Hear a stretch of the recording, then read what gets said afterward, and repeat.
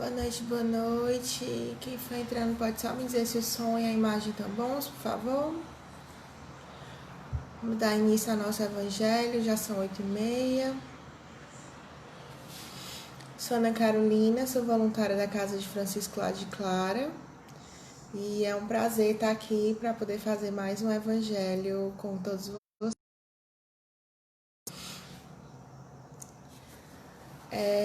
Então, para obedecer o nosso horário, hoje o tema do evangelho é o capítulo 1, item 4. Mas o papel de Jesus não foi simplesmente o de um legislador moralista. Sem outra autoridade que não fosse sua palavra, ele veio cumprir as profecias que haviam anunciado sua vinda. Sua autoridade decorria da natureza excepcional de seu espírito e de sua missão divina. Esse trecho do evangelho ele é bem no comecinho e ele me chamou a atenção porque às vezes nós colocamos a nossa relação com Jesus e com a espiritualidade um nível muito acima do que nós podemos atingir. Nós colocamos como algo distante ao invés de colocarmos os ensinamentos de Jesus no nosso dia a dia. Na realidade, a missão de Jesus na Terra, ele veio desenvolver o real sentido das leis de Deus de uma forma que fosse aplicado a todos nós.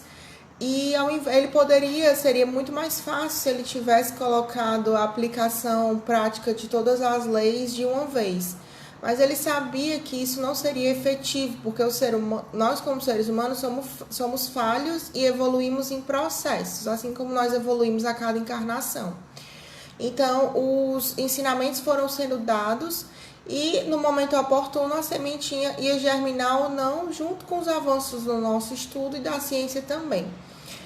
Eu gosto de ver o papel de Jesus como ele é um papel de um mestre, um papel de um mentor, como nós temos nossos pais, que são nossos primeiros mentores na vida, como nós temos nossos professores, que temos professores durante toda a vida, que são nossos grandes mentores, que são justamente aquelas pessoas que têm a missão de mostrar o caminho que a gente possa seguir, mas eles não trilham o caminho por nós. Eles mostram, dão uma opinião, mostram, acho que aquele caminho é o mais correto, mas vai do nosso livre-arbítrio, cada um levar ou não aqueles conhecimentos.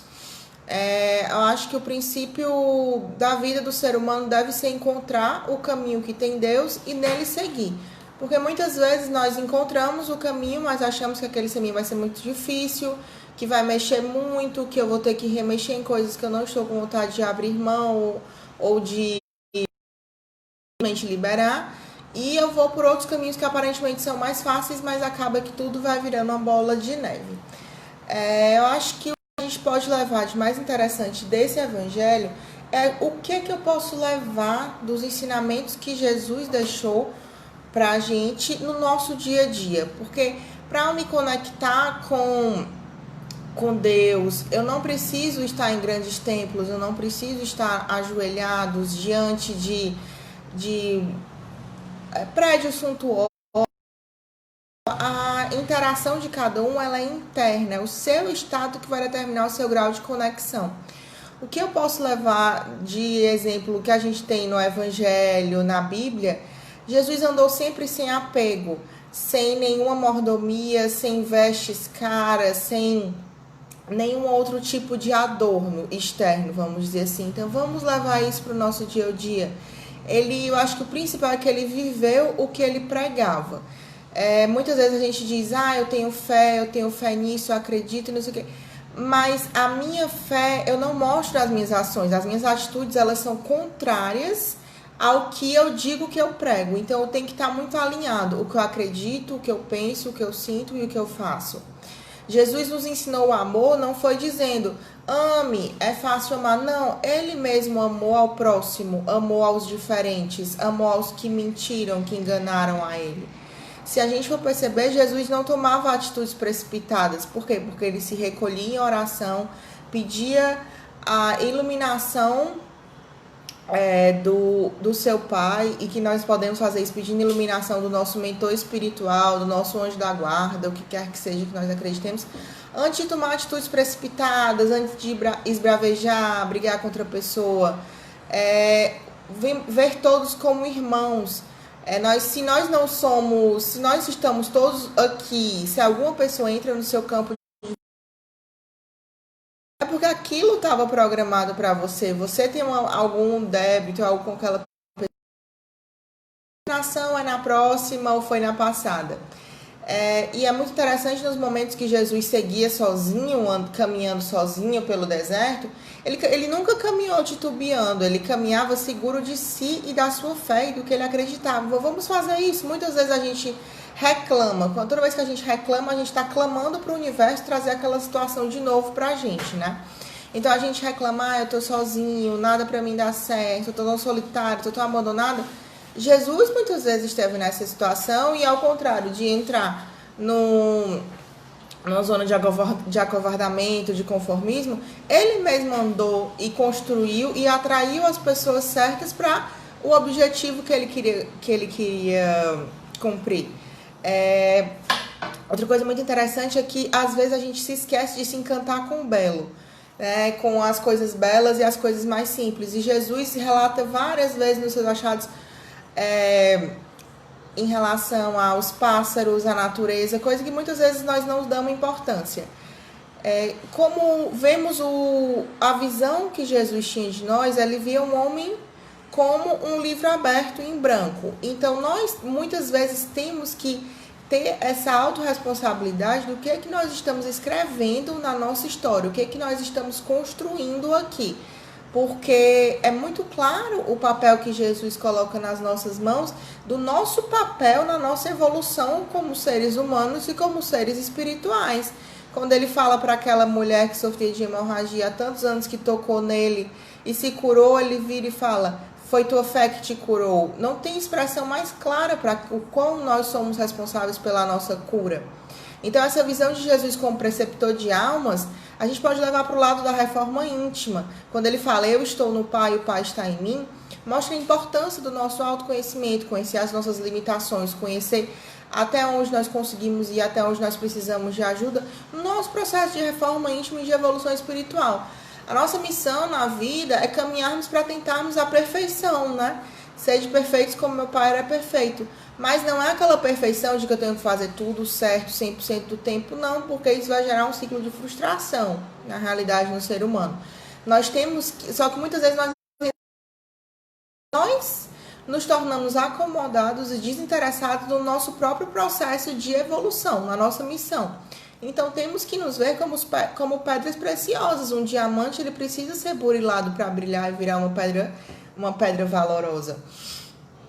E essa purificação não é simplesmente para o meu ego se satisfazer. É uma purificação para eu poder ser um instrumento de Deus da melhor maneira possível. Porque se eu estou com aquele véu, com aquela névoa na minha visão de atitudes egoístas, de orgulho, extremamente contaminada pelas múltiplas provas terrenas que temos, eu não vou conseguir ser um instrumento adequado para a vontade de Deus. Uma coisa que acho muito interessante é que toda vez que nós formos fazer uma prece, um pedido, mesmo no Pai Nosso, tem que seja feita a tua vontade. A gente temos que nos fazer um vaso limpo para Deus escrever nele da forma que Ele quiser. Então, mas para isso nós temos que estar sempre nos purificando, procurando nos curar em prece, em oração, que é o famoso orar e vigiar. Às vezes quando a gente entra passa por períodos muito conturbados, a gente pensa, Jesus vai passar a mão na minha cabeça, vai dizer, continua assim que fica tudo bem. Mas na realidade, ele é um mestre da transformação interior. Ele vai fazer chacoalhar, muitas vezes você vai ficar, onde é que está Deus, onde é que está Jesus nessa hora que está deixando tudo isso acontecer com todo mundo? Porque é nessa hora que você vai se transformar e ele vai mostrar, não era esse caminho que era o melhor para você, era o outro. Então, se a gente aceita essas provas com resignação, fica bem mais fácil e o fardo fica bem mais leve. E esses ensinamentos de Jesus, que são estudados por tantas religiões, pela doutrina espírita, também está em foco dos estudos da psicologia moderna, né? O pai da inteligência emocional, o Daniel Goleman, ele deixa muito claro que os ensinamentos de Jesus são muito aplicáveis ao comportamento humano. Por exemplo, em relação ao termo de inteligência emocional, o conceito básico é você ter autocontrole dos seus instintos e piedade com o próximo. Para que exemplo mais assim ensinado por Jesus do que esse? Você controlar os seus instintos, então você controlar suas atitudes egoístas, orgulhosas, os vícios do seu ego, seus pensamentos negativos e piedade com o próximo, amar o próximo como a si mesmo.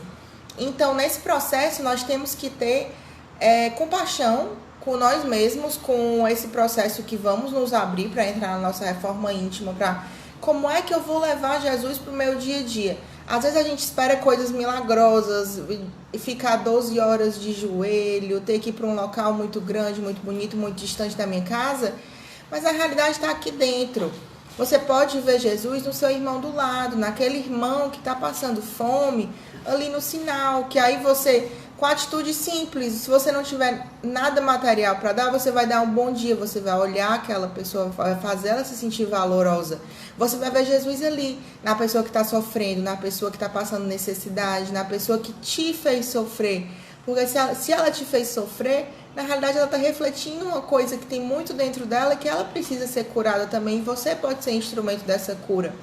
Então, quantas vezes Jesus era cercado por pessoas que o traíam, que mentiam, e nós muitas vezes passamos por essas situações em menor escala e queremos abrir mão de tudo aquilo, quando na realidade aquilo ali é um passo para o nosso desenvolvimento.